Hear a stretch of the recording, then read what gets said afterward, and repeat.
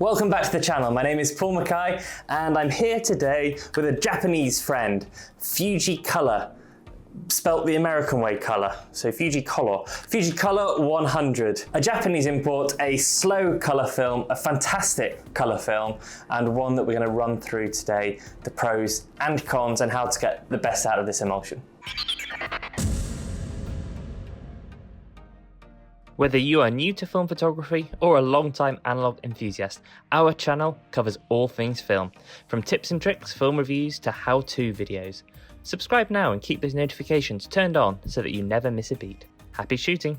Now, before we get started on the fun of Fujicolor, I did want to just share with you that Emma very kindly had made some notes to help me with this video. Then they'd been put in a pile of papers that had gone to the lab and been very nicely sliced up and then reattached with some of the lab's tape. So if I get anything wrong, then I'm going to totally blame that rather than my own memory.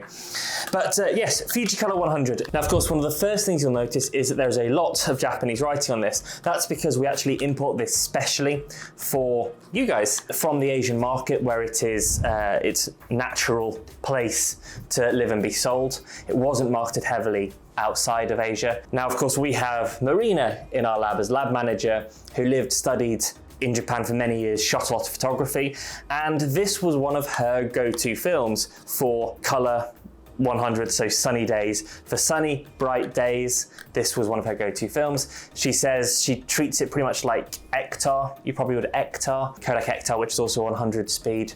Now, versus that, it obviously has the Fujifilm colors versus Kodak, so that tends to be slightly greener. Now, the one thing that people say about Fujicolor 100 versus Superior or Superior Premium or C200, which are the more common European Fujifilm films that you might have shot before, is that the reds aren't quite so bright.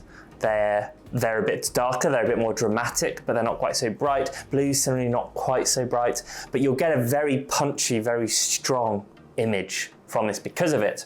Whereas sometimes people can say that Fujifilms can look a little washed out or a little desaturated. You will not get that with Fujicolor 100. This is a proper punchy film. It's absolutely stunning, really, really enjoyable, and hopefully a really fun film for you to shoot with. Now, of course, I'm saying this in winter. It's a bit darker, 100 speed isn't necessarily perfect, but this film will work brilliantly with flash, and if the sun breaks out, you'll be able to take some gorgeous spring shots, hopefully. I saw some snowdrops the other day, so hopefully very soon we'll start to be seeing more spring colours, and in which case this will absolutely shine. I think blossom trees in Fujicolor 100 are a match made in heaven, so I'll be looking forward to doing that myself with my roller film. Being a low speed film, ISO 100, it has pretty tight grain. People say it's pretty good for portraits. People enjoy that.